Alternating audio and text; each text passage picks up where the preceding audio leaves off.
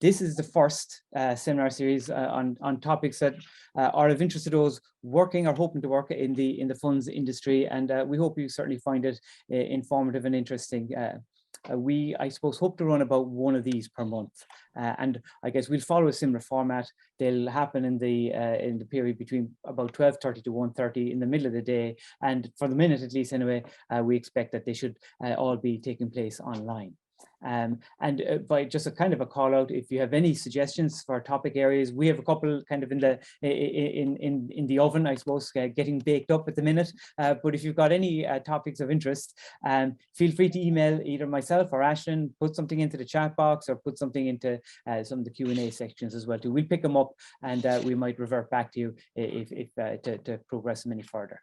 I suppose before we kick off, just by way of background, a bit about, I suppose, myself and Ashing and what we're doing.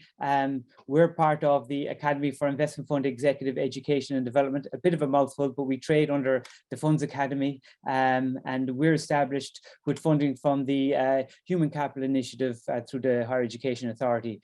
Our main activity is going to be the operation of a Masters in Investment Fund Administration, and we'll be kicking that off in January with induction from the 17th of January and lectures beginning on the 24th.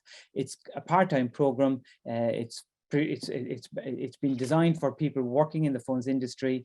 It's going to be flexibly delivered in the evening times with a kind of a mix of online and some on-site activities. And if you're interested in the program or any other of the activities of the Funds Academy, I'd ask you to have a look at our website, www.fundsacademy.ie, and I'll be popping that into the chat once we get up and going.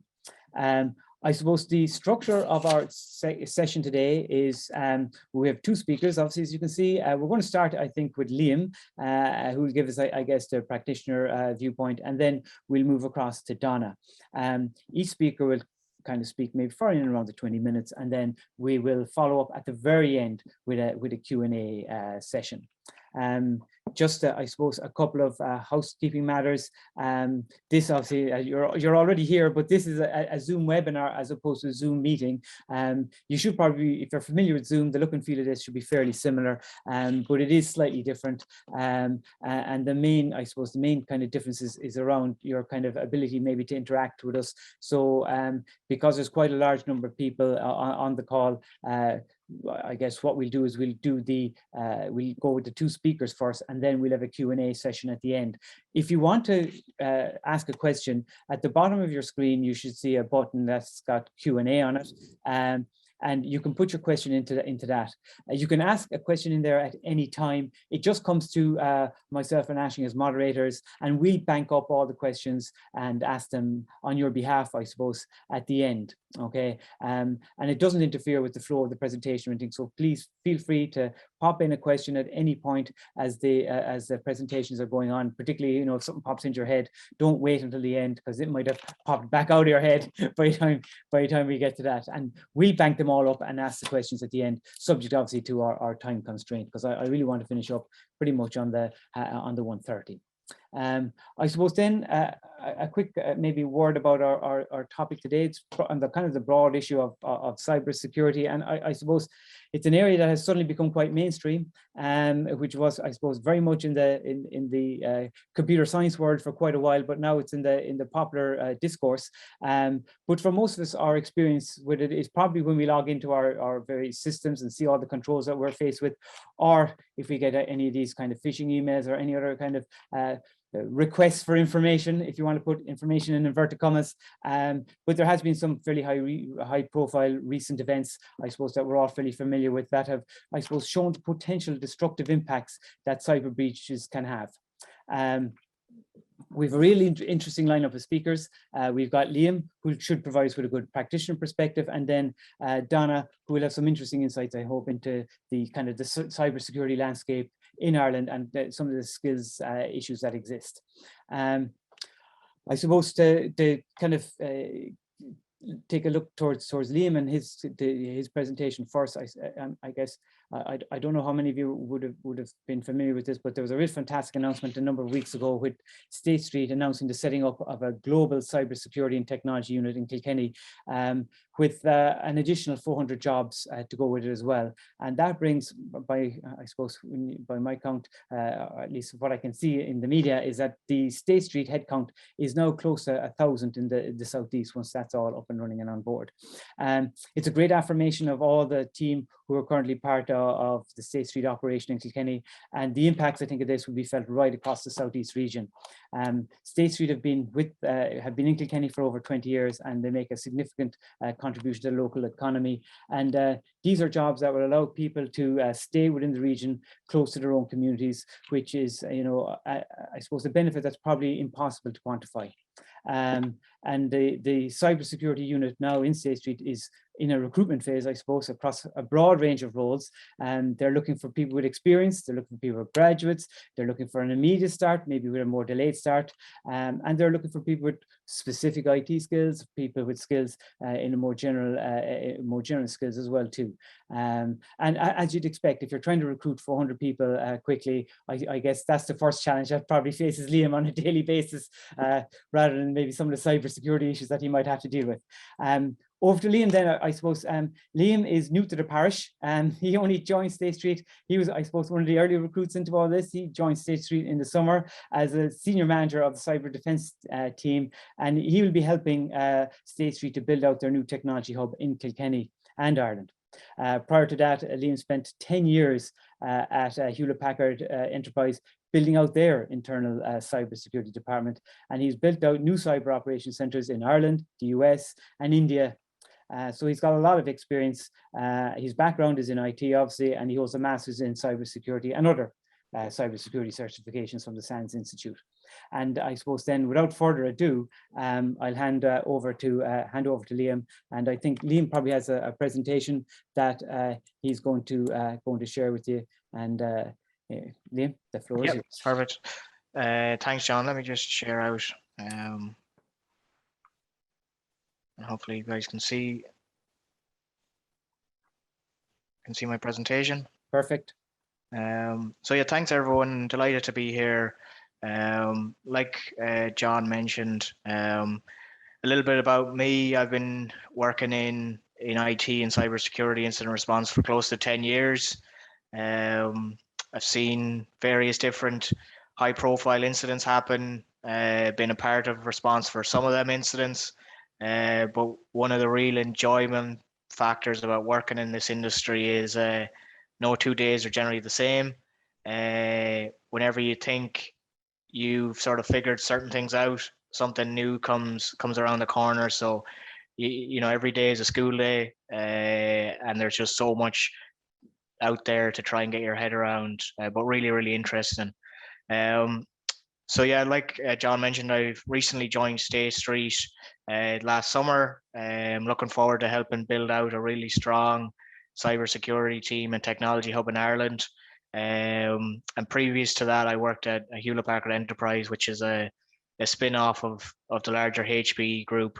I have a master's in cybersecurity, and I have some other certificates from various other institutes. And what I want to try and touch on today is sort of walk people through what cybersecurity is, who we're trying to defend against. So who are the bad guys, or the people that we're trying to defend companies ourselves against?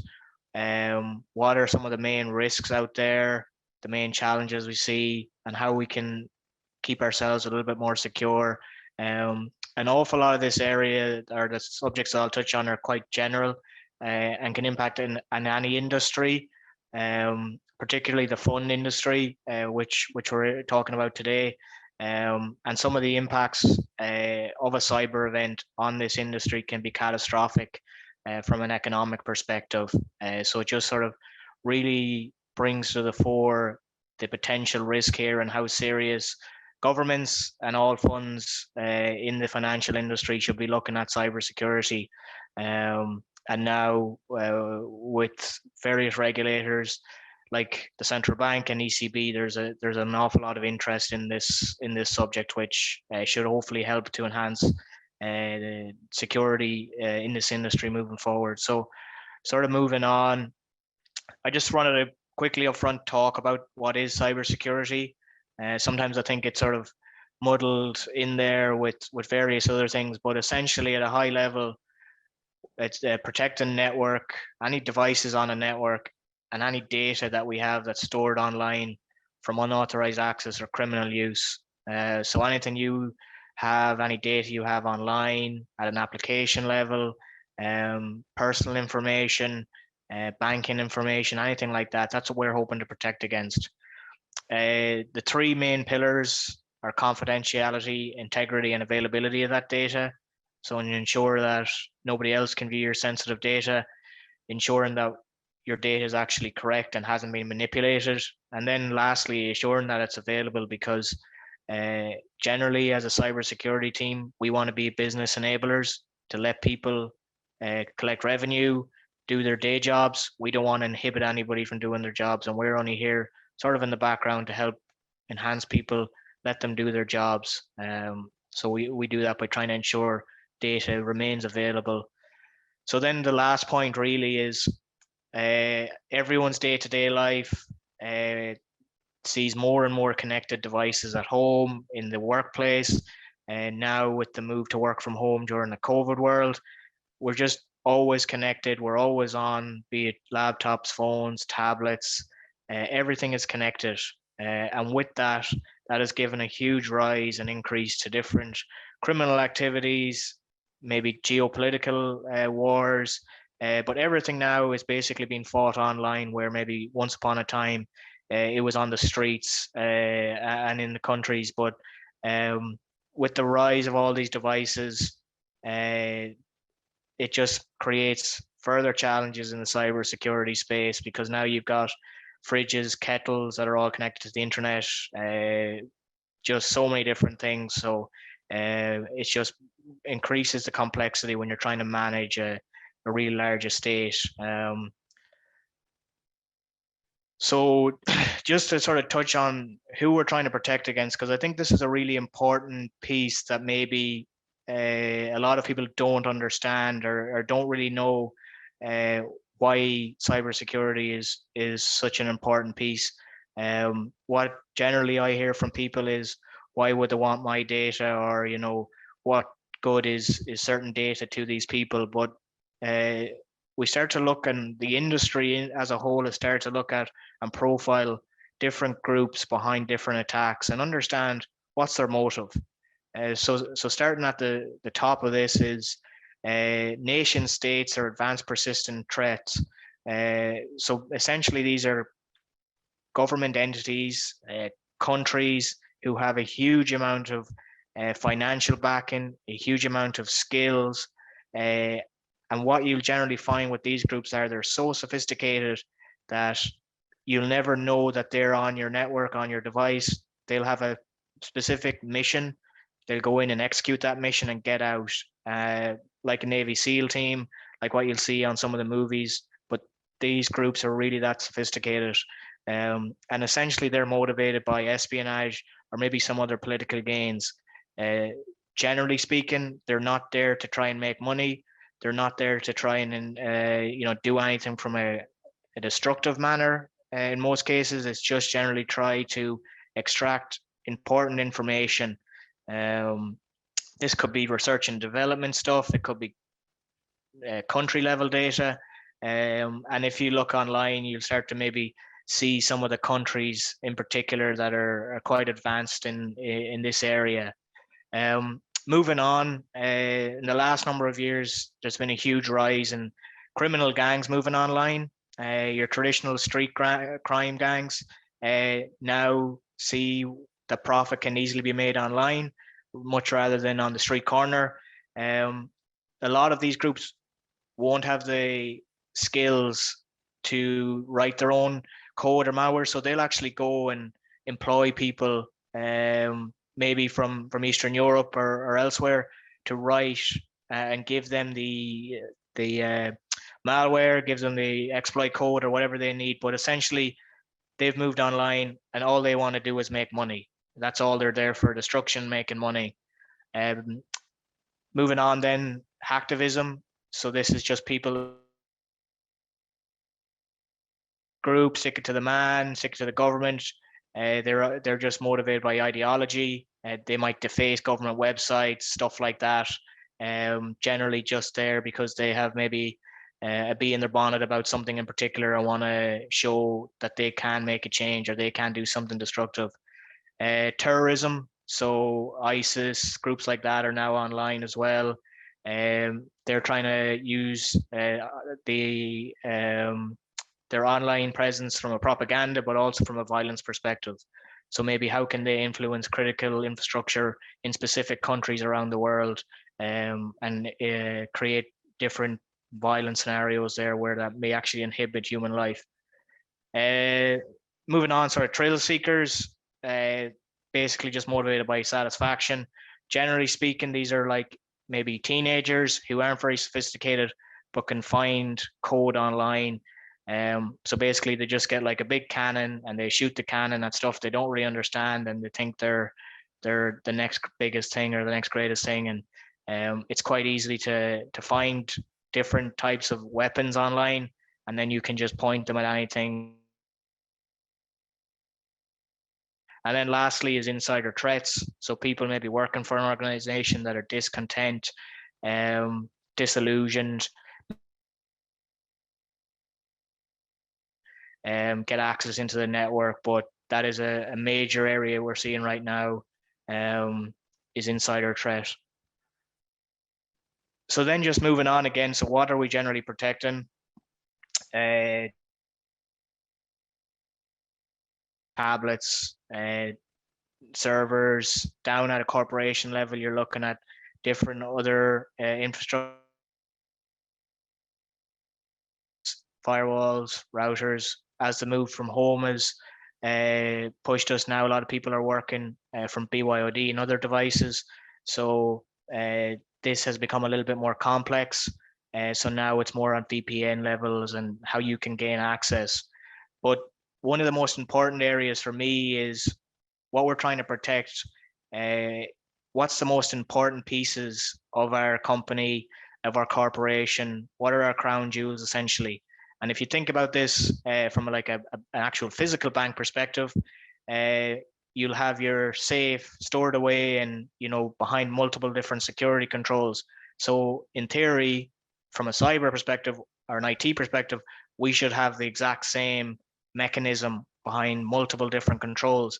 What we generally find is that what are our crown jewels are unknown. Maybe people in particular business groups understand, but it's not very transparent.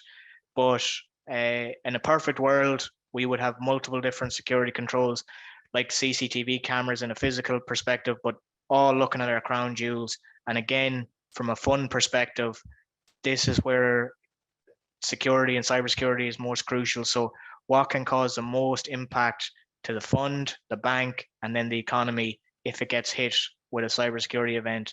And how can we then enhance that from a resiliency perspective to ensure that if something does happen, it won't cause any impact to the fund and the follow-on then downstream impacts. So there's a huge different emphasis on that area right now across different industries, but fund in particular, to understand what are our crown jewels and how can we protect them? How can we ensure that they're resilient in the case of a cyber or an IT outage, but ensure that it doesn't cause any business impact to the group. And then the last piece here is from a regulation perspective. Regulators across the world are becoming more and more involved and interested in how cybersecurity is conducted, and more so than the fund industry with the Central Bank of Ireland, the ECB, the Fed in the US, and various other groups in Asia. But it's very interesting to see, and a noticeable change in the last few years to see these regulators becoming more and more involved. I think one thing that I've noticed over the last 10 years is when I first started out in security, when different entities or groups got hit with a big cybersecurity event, they didn't tell anybody. They tried to keep it to themselves. They didn't want to show that they had been hit, or show that they had a black eye because they've been hit. But now, slowly but surely, different government groups and different regulators are trying to put in various measures and laws to ensure that there's huge transparency there, so that when people get hit, they can report it in a confidential way and that others can learn from that. So there's a noticeable change there over the last few years from a transparency perspective. So just moving on to some of the major risks. So I think everyone probably on this call over the last number of months will have noticed an increase in the number of scam calls and texts that they're receiving. It's just been a marked increase across the Irish landscape. I think probably originating from a number of data breaches that had happened earlier this year. But it's quite a significant risk. There's a number of different entities out there that are providing guidance on that, and if you have or handed over your data, what you can do to alert the relevant authorities and bodies. But the second point here, and probably the biggest area or source of data breaches and hacks, is through phishing emails. So phishing emails continues to happen every day. They continue to rise from a sophistication level. Different industry groups, especially in the fund space, what I've seen is different groups will target these areas because of the amount of online excels that are spread around. The different day-to-day business process roles that happen via email can be quite easy to impersonate or phish. Obviously, we try and use tools to detect phishing emails and discard them, but a tool can only catch so much. So again, just want to call out phishing emails are the top source of data breaches. So again, if you see something that doesn't seem right, don't click on any links, don't respond, alert the relevant bodies in your corporation and let them investigate. Misconfigurations of new technologies is also a huge risk. Outdated software and hardware, so Windows, various other things like that. The number of vulnerabilities that exist in some of this outdated software makes it extremely easy for the different groups to basically penetrate your network and get in. The second last point here is a lot of major corporations don't understand what they own, don't understand what their attack surface looks like, don't understand what their IT real estate looks like. So a lot of it is unmanaged. Then as a follow on from that, the software is outdated and vulnerable. And then the last point, and I know Donna's going to touch on this, is one of the biggest risks in the cybersecurity space is the lack of available skilled resources and talent. There's numbers of different figures going around online, but one, for example, is there's going to be 3.5 million unfilled jobs in the cyber world by 2023. So there's just a huge gap there, and there's a number of areas in Ireland that different groups are trying to do to help plug this. And Donna will touch on maybe some of that. So I want to focus on ransomware. So this is the biggest attack type right now from a cybersecurity perspective. I think an awful lot of people will have read or seen the HSE ransomware attack that happened a number of months ago.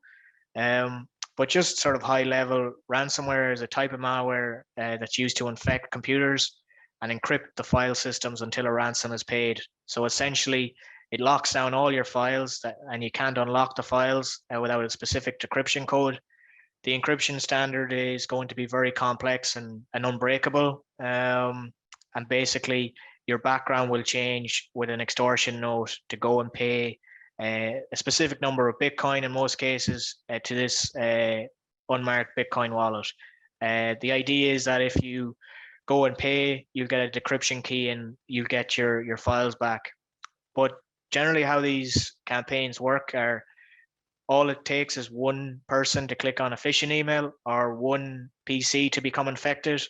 And the malware then has a technique where it'll try and spread across to other machines with the plan to try and impact as many different PCs or systems on that network. WannaCry is a major one that happened a number of years ago, and there's also various different strains of this malware now. So essentially, if the ransom isn't paid, the files remain encrypted, your machine becomes unusable, becomes very, very slow. the other point is that the threat groups, which are basically criminal gangs, if you don't pay or if you don't start to communicate with them in a meaningful time, they will try and exfiltrate your data, which they'll publish online. But what they're going to try and do is use extortion techniques. They just want you to pay. They want your money. So they'll try different ways to extort you, to get you to pay. And there's various different techniques which are ongoing right now from the different groups. So just sort of moving on, I think one of the biggest myths is if you pay the ransom, everything will be okay, which is completely untrue. So even if the ransom is paid and you get a decryption key, that's no guarantee for success.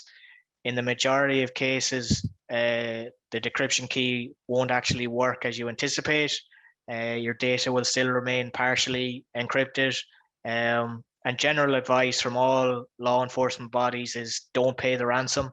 By paying the ransom, you're only helping build out criminal gangs, monopoly, empire further. So you're just paying gangs. So the main motto is don't pay. And even if you do pay, there's no guarantee there for success. Like I touched on, these are just criminals and all they want is money. They don't care about their targets. They don't care about your data, as we've seen with attacking the Irish health system. All they want is money. They don't care.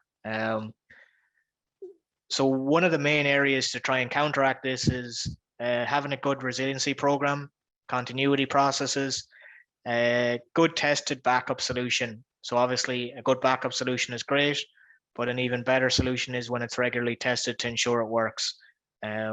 So one area that you can look to do is restore to backups of a known good state if you've been impacted. And that's probably the biggest area that you can have from a response to ransomware events is just back up to a known good state and try and plug the gap where the initial infection happened. So like that, likely that the initial infection happened via phishing. So a number of different companies will try and create awareness campaigns. You've probably all seen it, where they'll try and train your staff. But my main motto is if you're unsure, just report the email, delete the email. Generally, if something seems too good to be true, it generally is. If you haven't ordered something from Amazon or you're not expecting to get thousands of dollars from a Nigerian prince, just discard the email and delete it. So just touching on a few different examples of recent ransomware. So SonicWall have recorded a 148% increase in ransomware attacks in Q3 of 2021. Everyone here has likely heard about the HSE attack, and some of the recovery efforts are still ongoing. But there's also been a couple of other major ransomware events across the Atlantic in the US. So JBS, which is a huge meat provider, were hit with a major ransomware campaign. They actually paid 11 million in ransom. And like that, the decryption key didn't actually give them what they needed after paying the ransom. And then the other one was the Colonial Gas Pipeline, which had major consequences on the East Coast. But I think what these three examples have proven is that the criminal gangs are now targeting sort of critical infrastructure. They really don't care about their targets. And some of these attacks and breaches can have major consequences to human life, to the economy, and everything else. And then, just to touch on, if a major ransomware campaign was to happen at a fund provider or somewhere in the financial services sector, the consequences could be, pretty catastrophic from an economic level. So it just sort of shows that these things do happen. Hopefully it won't turn up on your door or my door, but these things do happen, and it's just noticeably increased over the last 6 months. So sort of coming to the final stages, some of the major tips from my side are keep all your software up to date on your phone, your laptops, tablets, even them annoying pop-ups from Windows that come up to reboot your system.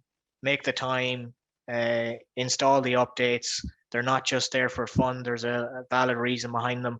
So patch all your online stuff. Make sure to set time aside to do the reboots.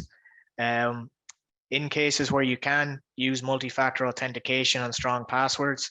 So multi-factor authentication generally is after you input your password, you may get a pop-up on an app to just approve that transaction. A lot of the banking industry now has moved to do this for money transfers and stuff, but vitally important, because what we generally say is somebody can get your password, guess your password, but it's pretty unlikely that somebody will get your password and then have access to approve that transaction from an application level on your phone as well. So where you can, add multi-factor authentication in, and it's just an extra layer of protection. And then finally, be watchful of suspicious emails, calls, and texts. You know, if you don't recognize the numbers, the senders, the context in the emails, just discard it or report it to the relevant groups. And then finally, the conclusion. So attacks, hacks, and data breaches will happen. It's just now a necessary evil. Be prepared where you can. Try not to panic. But the main thing that I say to people is be transparent with groups. If something happens, if you click on a link, if you reply to an email, just let people know it's not a slight on you as a person, as an employee. If you're transparent and let people know, mistakes happen. But the earlier people are alerted, the better chance we have of success. So try not to panic. These things happen. And just let people know if you have clicked on a link that you think is suspicious, or you've answered the phone and you don't think it's someone that's authorized to be asking you them details. And just go and alert the relevant bodies in your corporation or law enforcement. There's a number of different groups within the Gardaí now that are dealing with online activities, and they can be engaged. And then the last piece is there's multiple online awareness sites right now. CISA in the US, the National Cybersecurity Center in the UK and Ireland. We've just finished up in October Cybersecurity Awareness Month. And then lastly, one of the really important areas is from a kid's perspective. So Cyber Safe Kids, and I think there's one or two other groups in Ireland that have a lot of content there that you can help educate your kids online, just so that they ensure they know what they're doing, who they're talking to, and try and be safe. So that's everything from me. Thanks for listening, and look forward to some questions at the end. Okay, well, thank you very much, Liam. That was really great and very informative. I think at this stage, what I might do is just go straight across then to to Aisling, I guess, and Aisling can introduce Donna, and then as Liam said, we'll take some of those questions that are banking up at the end. And I've also just put into the chat now our email address, our website address, if you're looking for further information. So Aisling, take it away. Thanks, John. So for anybody who didn't hear at the start, I am a colleague of John Casey's at MTU. My name is Aisling O'Mahony, and I am the other partner in the Funds Academy alongside Waterford Institute of Technology. Thanks so much to Liam for that really informative presentation. I think it's really important for us all to recognise who the key players are, what the key risks are for the funds industry and all industries, but in particular the financial services industry, which is what we're speaking about today.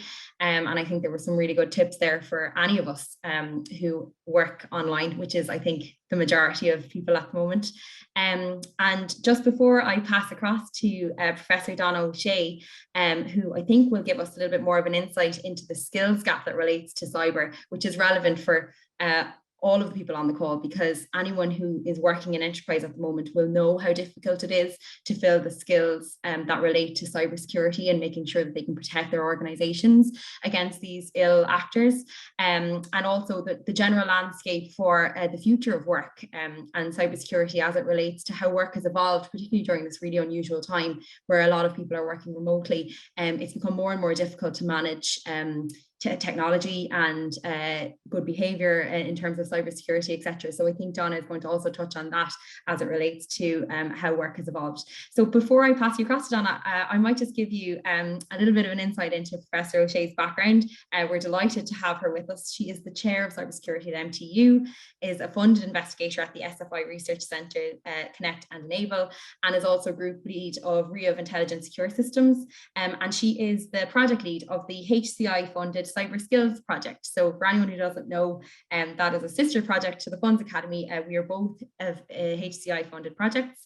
And Professor O'Shea also has significant experience through completion of her PhD on the area of service provisioning for B3G networks, and has also spent time working with IBM, and was a central figure in establishing a cluster called Cyber Ireland, with the goal of ensuring that Ireland is well positioned both to service the significant activities in the area of cybersecurity and also building excellent talent that will enable further growth. So with no further ado, I might pass it across to Professor Donna O'Shea. Thanks very much, Aisling, for that very robust introduction. So let me just share my screen and we can get started. Okay, let me just share.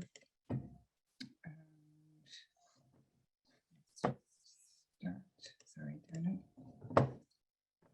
Just going to move something. Yeah, okay, so I'm just going to start off with kind of a macro level view of my own research into Ireland and cybersecurity. And I'm going to say that this is taken from my own reports. It's not published by any government agency or anything else. It's just basically from me going through various EU and national reports to figure out exactly where Ireland is in terms of cybersecurity preparedness. And the reality is Ireland has a very digitally intensive economy. Ireland's digital intensive sections account for 13% of our GDP and 26% of our exports, and we employ about 210,000 people in the ICT industry. And if you look at our profile, we employ or have based in Ireland 9 out of the 10 global software companies, 9 out of the 10 US technology firms, and all of the top 10 born and internet companies all have a presence here in Ireland. So we have a really, really significant presence here. And we can see that, our economy has basically been advanced as a result of these companies being based here. And we have a digital development level, which basically indicates our ICT readiness, and we're placed really up there quite high as 30th globally, and this is very, very, very significant. In terms of our cybersecurity readiness, out of the 200 or so countries in the world, we're not doing as well. We're about 73rd globally. And it's not so far fact that we're actually 73rd globally in terms of cybersecurity preparedness or cybersecurity readiness. It's because there's actually a gap between our digital advancement and our preparedness that's actually quite alarming. We haven't kept in line with our, I suppose, advancements in ICT, and over the next decade, we have to make sure as an economy that we bridge that gap and turn into more of a country like Finland, where our cybersecurity readiness and our digital advancements are more in line. There was a very, very good report published by PwC a number of years ago that looked at cybercrime incidents in Ireland. And in Ireland, the number of cyber attacks on Irish organizations about double the global average. Okay, so Irish companies get attacked more. Cybercrime attacks cost more than 4 million, so we're about 60% higher than the global average in terms of the costs. And we also see that in terms of actually cleaning up the costs afterwards, it actually costs us more compared to other countries. And there's a big problem here is because we actually host an awful lot of Europe's data. So we actually house about 30% of Europe's data, and Ireland must be the most trusted location for data security and privacy. But as you can see, our picture doesn't actually quite stack up in terms of cybersecurity and our preparedness. In terms of cybersecurity as a topic is actually very, very important, given the fact that it has an impact on our business, has an impact on our operational capacity. Theft of valuable and sensitive data can damage a company's trust and reputation. These are all real risks. the importance of cybersecurity as a research topic was basically highlighted by the World Economic Global Risk Report in 2021 as the highest likelihood risk over the next 10 years. And our World Economic Forum is now placing cybersecurity at the same risk as climate action, digital inequality, and failure. So it's basically up there with our major global challenges. What we're seeing in terms of the manufacturing and financial services, they're actually featuring very highly in terms of cybersecurity attacks. So if you even look at the manufacturing companies, the manufacturing companies, witnessed about 40% increase in cyber incidents in 2019 and 2020, with an average financial cost of about 330K for an IoT focused incident. And for a breach, you're talking about 7.5 million. That's in a quite a large manufacturing company. In the financial services sector, it has reported an increase of about 283% in terms of cyber incidents since the beginning of COVID. And again, we can see this, we're talking about phishing, we're talking about smishing, we're talking about vishing, we're talking about ransomware. These are all major threats to our business, and every single person and every single organization can see this coming through their systems. And I want to talk maybe just a small bit about digitalization and what has actually happened, and why we're actually seeing so many attacks, okay? So COVID-19 has evolved to be a kind of catalyst, in fact, for the adoption and the increasing use of digitalization in our work organizations and in our offices. And we need these advancements, okay? These advancements are necessary. We need these advancements because we had no choice as a result of COVID, but also for companies operating in a Brexit world, we need these advancements to be more competitive and to stay ahead of our competitors, and we need them to be able to deal with disruption and new rules and increased cost and complexities of doing business. But the reality is, as the rate of digitalization increases, so do the risks. And we can see this through, high profile security attacks, which have brought down pipelines, as Liam already indicated, the Colonial Pipeline attack. They also paid a ransom.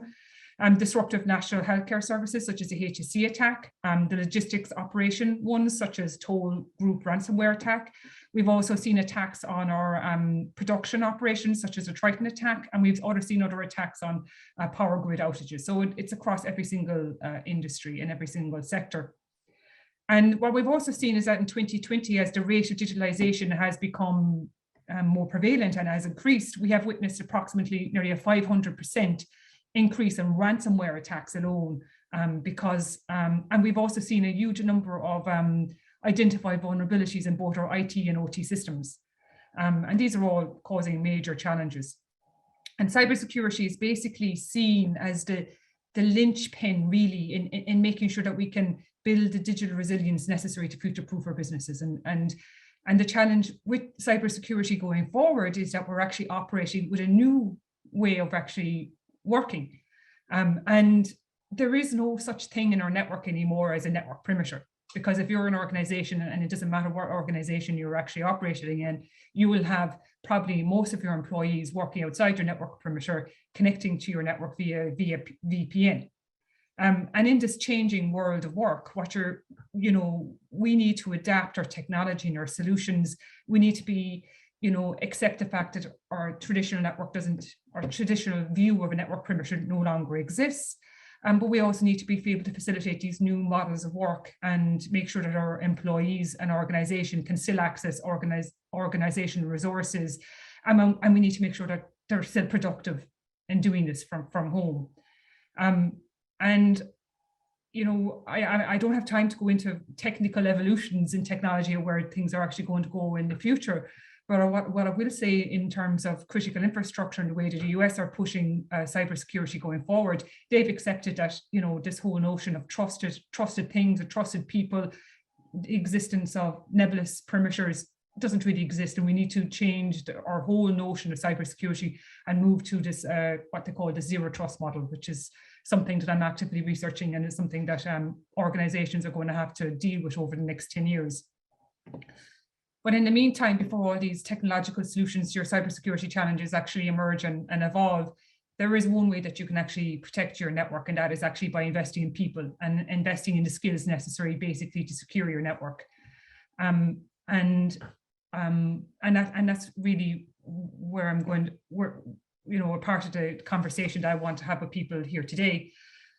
And before I go on about the Cyber Skills project, I just want to say that Cyber Ireland, which is Ireland's national cybersecurity cluster, has been instrumental really in kind of guiding the direction of the Cyber Skills project. And Cyber Ireland has approximately 120 companies paying members of the community, and one of its goals has been to deal with the critical skill shortage to cybersecurity, or to, I suppose, advance the pipeline of cybersecurity professionals in Ireland. But there's also other goals of building collaborative R&D opportunities between industry, enhancing the growth, competitiveness and growth of the region. And as Liam correctly identified, there are an awful lot of job vacancies, but there's an awful lot of optimism here as well, in being able to respond to those job vacancies through very innovative investments by the government, such as the Funds Academy that John's leading, and the project that I'm leading in terms of cyber skills. And a lot of the job vacancies that will emerge over the next number of years will be either the US or Ireland, and that's because of the huge foreign direct investment that's actually based here. So a lot of the work that we've done over the past year in terms of cyber skills has been guided by a Cyber Ireland Skills Survey, which was published in 2020. And what this basically identified was that there is a cybersecurity skill shortage in Ireland. This comes as no surprise. That 48% of companies have open or unfilled cyber positions, 43% of hires are coming from outside of Ireland. It takes, 6 months to fill a position, and some of the most difficult roles to fill are security engineers, security analysts, security consultants, and architects. It also looked at graduate salaries and what kind of salaries our graduates were getting.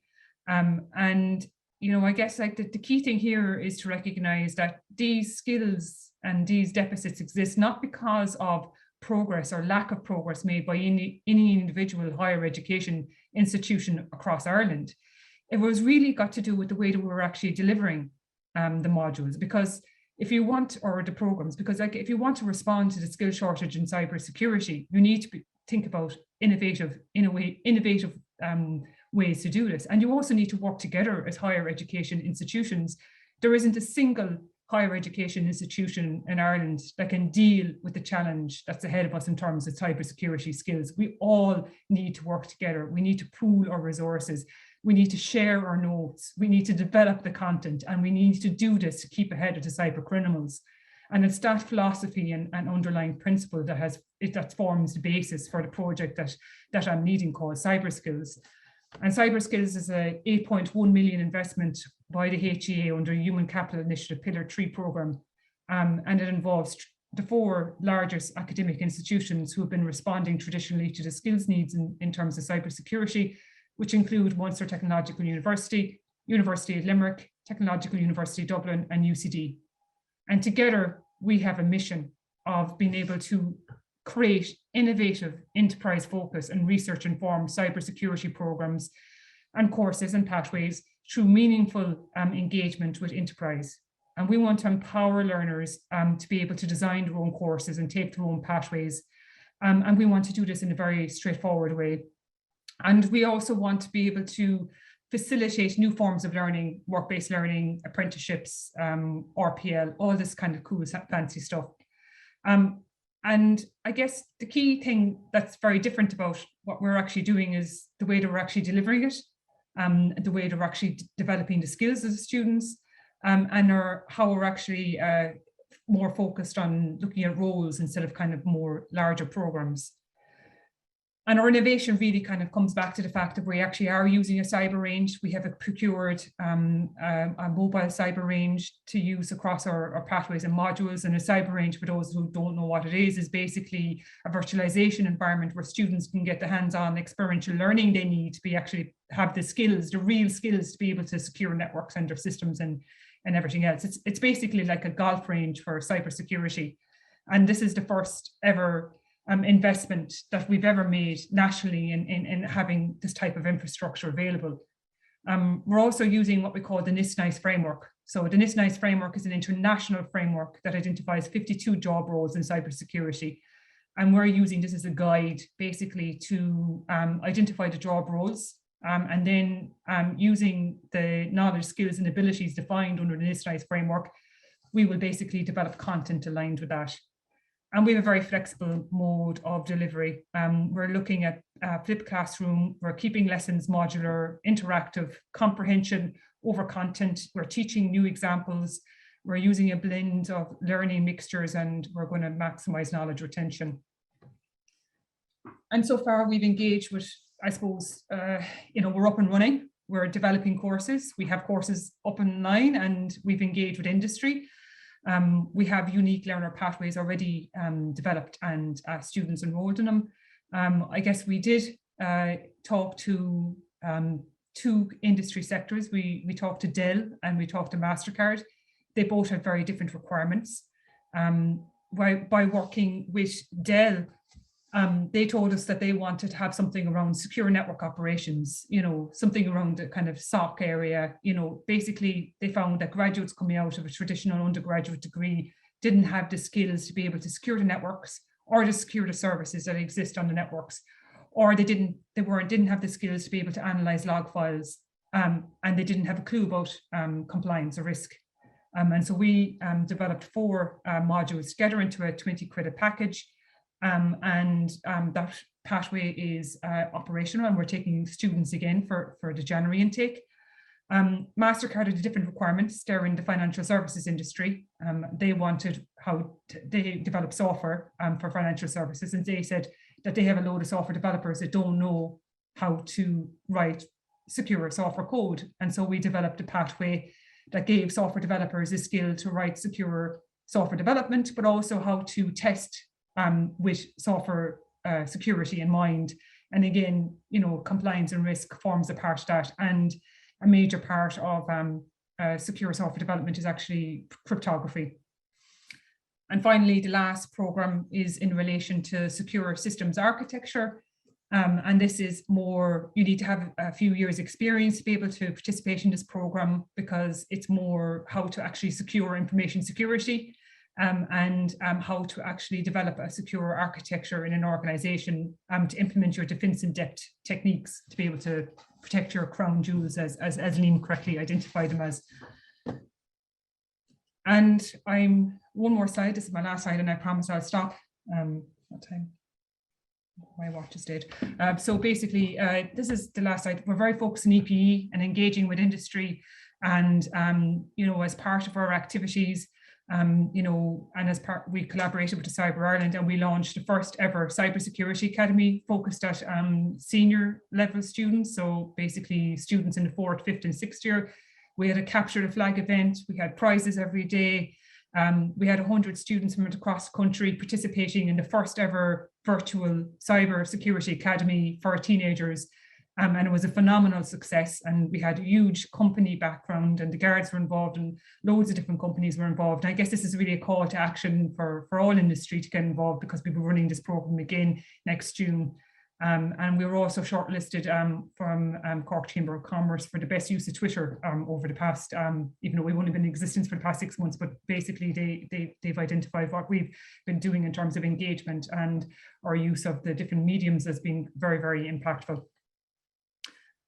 And I guess what I'll say to the financial services and the funds industry is this is a call for action. We're here to respond to your needs.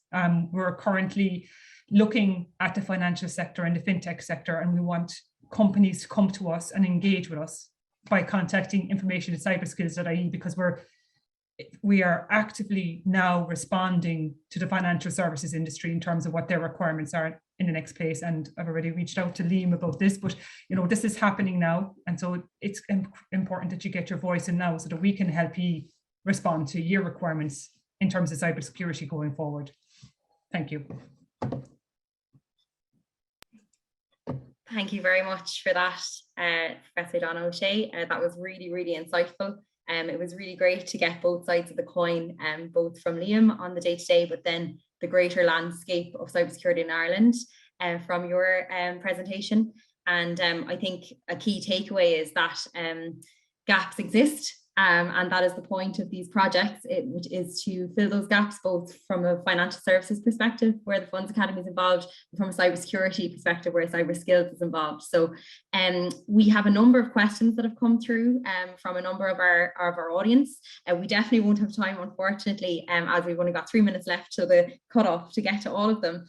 But we have one particular one here, which says, can Donna and Liam talk about the potential risks to a firm's cybersecurity system of advances in computing, for example, quantum computing? Is that a risk factor today, or will it be one in a decade? So I'm not sure if Donna or Liam would like to take that one, or perhaps you both like to give your 2 cents on it.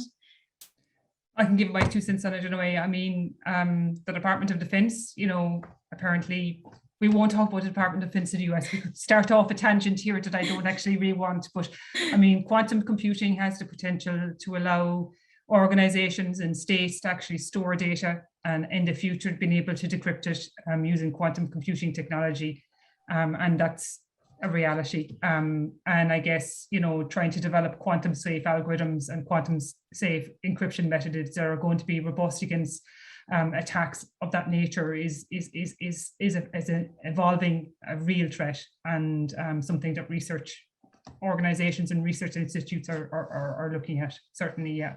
The use of quantum as well in space and in other application areas is also an evolving landscape as well, but we don't have the answers to it from a technical or research perspective at the moment. Yeah, and I think I'd just like to add a point on, I think Donna touched on a really important point about encryption standards right now being maybe not good enough in a number of years. And for me, from the financial services sector, what's going to be interesting is from a cryptocurrency perspective, how countries and organizations adopt cryptocurrencies that right now are secured by strong algorithms, but in the future may not be. So how that effect might happen. But like Donna said, I don't think anyone knows the answer. That's very interesting, and actually that nicely leads us to maybe plug our next seminar topic, which will be digital assets and cryptocurrencies. So if everyone can stay tuned for the organizational details on that. And I suppose we have maybe 1 more minute for one final question, if that's okay. And it's more of a general question. So I noticed in Donna's presentation there that we were 73rd in terms of our ranking. Is that correct? So that actually leads me nicely to a question that's come in that said, with the exception of employee awareness campaigns and these programs to fill the skills gap, is there anything else that maybe financial services companies should be doing, whether in terms of resources or anything like that, that can help today in terms of protecting themselves? Yeah, I think that Liam actually covered it very well in his presentation. There are practical things that you can do now, in terms of compliance risk, backup, recovery, perimeters, VPNs, defense in depth, practical, simple things that work. Mm-hmm. There are changes, and we're working in a very evolving landscape, which I suppose they have, within the Internet of Things, and also, the increased ransomware threat, phishing, and the fact that people are now going to have new models of working, and we need to face up to that. But we don't have answers to that either today. There's a whole area as well looking at AI for cybersecurity and cybersecurity for AI and agents-based cybersecurity. So these are all evolving topics that we're actively looking from a research perspective and to prepare for these challenges ahead in the future. But I think there are very practical things that you can do now to just get it right, and try and implement those straightforward, well-known, practical steps. Thanks, Donna. And I'll just add in one other point is rehearsing response. So tabletop scenarios and exercises from a financial services business perspective and an IT and cyber perspective, because muscle memory is generally the best thing when you do get hit, knowing who to contact, knowing what to do. So I know a lot of different regulators are mandating it a specific number of times a year. So just doing sort of tabletop exercises, scenario planning, different things like that. That's a great suggestion. So essentially running through a mock scenario in the event that you did have an attack with your staff, and what the first call of action is and who you'd contact in the first instance, etc. It's a very practical solution that I think a lot of the funds and service providers who are on the call might take away from them today. So thank you both so much. We are now at the end of our seminar. We only went to 2 minutes over, which I don't think is too bad. We are delighted that we had both of you speakers, both from State Street and Cyber Skills. We really appreciate you making the time for the Funds Academy for our maiden seminar, and we look forward to organising more seminars in due course. Please keep an eye on our fundsacademy.ie LinkedIn page, as well as the fundsacademy.ie website, where we'll be giving you all of the information for future seminars, as well as our podcast, It's Fundamental, where we'll have some excellent speakers coming up shortly. And indeed, if anybody is interested in our Masters in Investment Fund Administration, we'll be taking enrolments for that for January, and all information is available on the website. Do you have anything yourself, John, to finish up on? No, I think we'll leave it there, Ashton. You've said it all. Thanks very much, and thanks to both Donna and to Liam again. Have a good day, everybody. Take care, and bye now. Thank you. Bye-bye. Bye-bye.